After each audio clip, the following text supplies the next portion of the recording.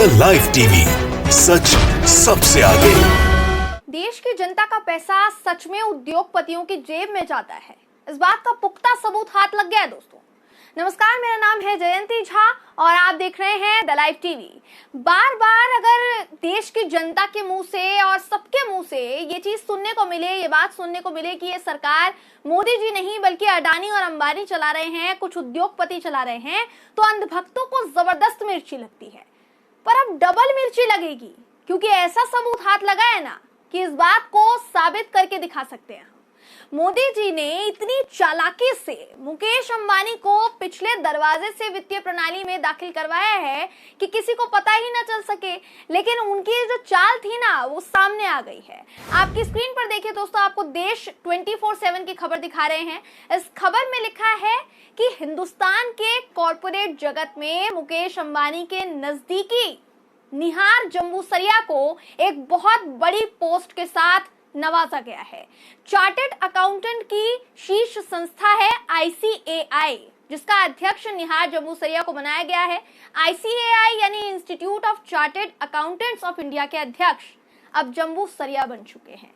आपको बता दूं कि ये साहब इससे पहले रिलायंस इंडस्ट्री में पैसों का हिसाब किताब देखते थे। Reliance industry Ambani group of industries, और अब ICAI के अध्यक्ष बने हैं। तो साहब ने वित्त मंत्रालय के कामों में दखलंदाजी करनी शुरू कर दी है।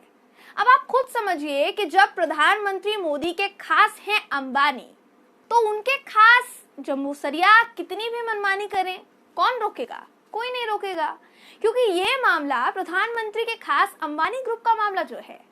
अब इस खबर में बहुत सी ऐसी बातों का खुलासा हुआ है जो दोस्तों जो हम आपको बताएंगे तो आप समझ पाएंगे कि आखिर क्यों लंबे समय तक आपकी जॉब में इंक्रीमेंट नहीं हुआ, क्यों सरकारी नौकरी करने वालों की तनख्वाह नहीं बढ़ रही है, आखिर क्यों किसानों के ऊपर 3 कृषि कानूनों को जबरदस्ती थोप दिया गया, लाद दिया गया है।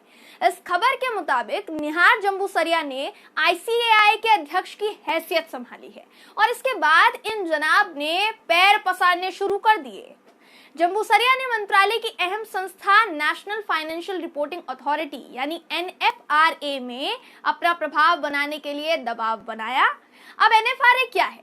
NFRA की सबसे बड़ी जिम्मेदारी है कि वो देश की निजी कंपनियों के बहीखातों और ऑडिट पर नजर रखती है और भ्रष्टाचार पर कार्यवाही करके भारत के कॉरपोरेट को पारदर्शी बनाती है। अब आप खुद अंदाजा लगाइए कि जब जनता के पैसों पर नजर रखने वाले जम्बूसरिया साहब इस अथॉरिटी के अध्यक्ष बनेंगे, तो पारदर्शिता होने का तो सवाल ही पैदा नहीं होता है। अब आपको बता देते हैं कि कितनी चालाकी से अंबानी साहब ने अपने टैक्समैन जम्बूसरिया को वित्त मंत्रालय की इन अथॉरिटीज में चोर दरवाजे से दाखिल करवाया दोस्तों। और जाहिर सी बात है कि अंबानी को अपने जिगर का टुकड़ा मानने वाले मोदी जी की नजर में इस दाखिले की जानकारी जरूर होगी। ऐसा तो नहीं होगा कि मोदी जी को कोई जानकारी नहीं है, उनको कुछ पता नहीं है। तो निहार जम्बूसरिया ICAI के अध्यक्ष बनने से पहले उपाध्यक्ष चुने गए, यानी कि वाइस चेयरमैन। उसके बाद इन महाशय को शातिराना अंदाज में अध्यक्ष चुन लिया गया और ये फरवरी 2021 में ही हो चुका है।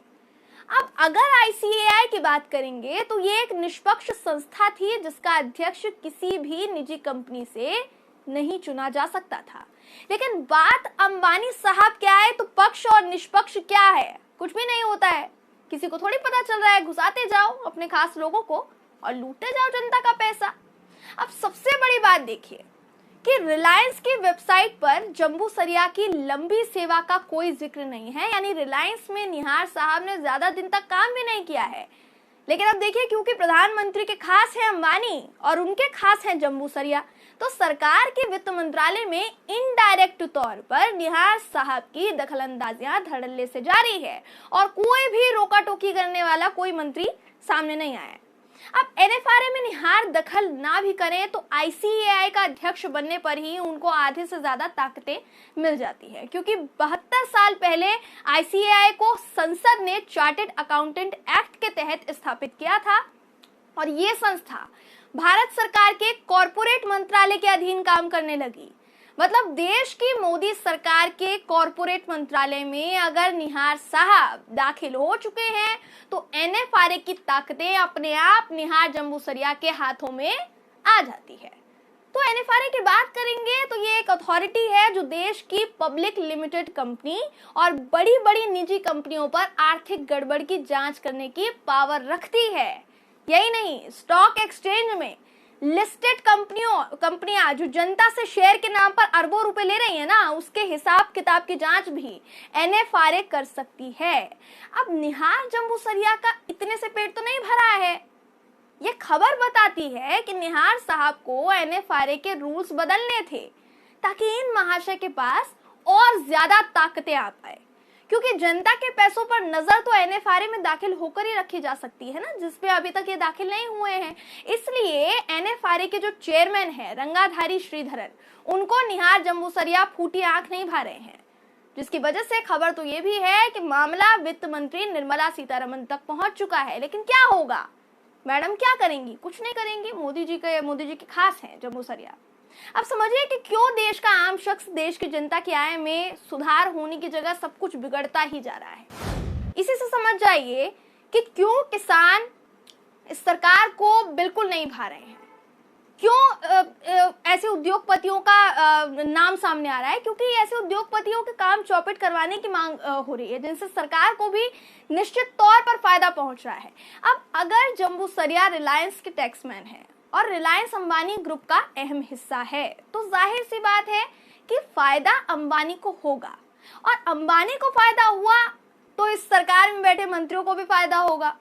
तो कुल मिलाकर यहाँ जो गठजोड़ बन रहा है, जो पैसे जेब में भरे जा रहे हैं, वो जनता का पैसा है, जिसे गड़बड़ियों के साथ, गड़बड़ियों के तहत अंबानी की तिजोरी में भरा जा रहा है।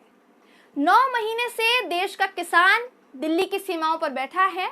बहुत सारे मौसम झेले उसने, लेकिन पंतप्रधान मोदी जी को कोई फर्क नहीं पड़ता। इन किसानों में से 650 किसानों की मौत हो गई, वो आंदोलन करते करते शहीद हो गए, लेकिन मोदी जी को कोई फर्क नहीं पड़ा। देश का युवा बेरोजगार हो गया, लेकिन मोदी जी को कोई फर्क नहीं पड़ा। देश में महंगाई लगातार बढ़ रही है, लेकिन मोदी जी को कोई फर्क नहीं पड़ा। अब फर्क क्यों नहीं पड़ा? उसकी वजह है क्योंकि सरकार में अब उद्योगपतियों की एंट्री हो चुकी है पिछले दरवाजे से, जो अपनी मनमानी करके गड़बड़ियों को अंजाम दे रहे हैं। सरकारी कोष भी भर रहे हैं और अपनी जेब भी भर रहे हैं। तो अल्टीमेटली जब इतनी आसानी से घपला करके, घोटाला करके जेब में पैसे आ रहे हैं, तिजोरियां भरी जा रही हैं, अकाउंट भरे जा रहे हैं, तो फिर भला क्यों मोदी जी को फर्क पड़ेगा?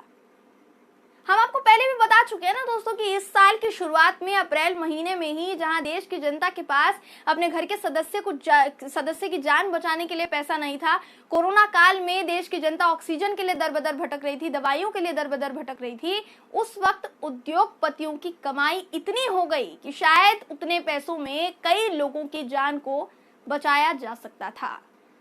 लेकिन उस वक्त बीजेपी भी अंधाधुंध पैसा कमा रही थी और अंबानी अडानी भी करोड़ों छाप रहे थे।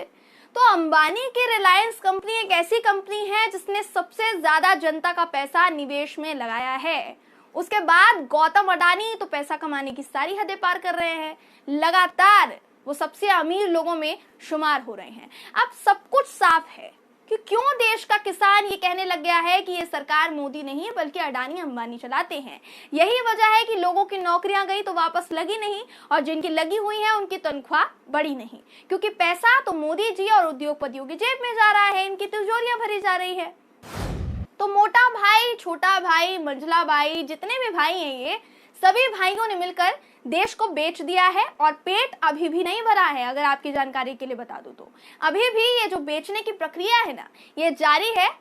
अब इसमें मोदी सरकार में जितने मंत्री बैठे हैं उनकी पूरी जमात यहाँ पर इकट्ठी हो गई है। अब जब उद्योगपति सत्ता पर काबिज हो जाए तो देश में मंदी का दौर खत्म होने में काफी समय लग जाता है दोस्तों।